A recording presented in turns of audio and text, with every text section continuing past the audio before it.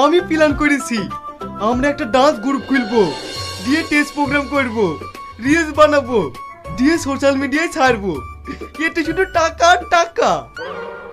Social মিডিয়ায় এত টাকা? সে না হয় বুঝলাম, কিন্তু এত লোক কোথায় পাবা? বাইরের কোনো লোক লাগবে না আব্বা, বাড়িতে তো সবাই আছে। মানে? আমার দুটো শালি আছে, আমার বউ আছে, তার উপরে শাশুড়ি আছে, এরা থাকলেই যথেষ্ট।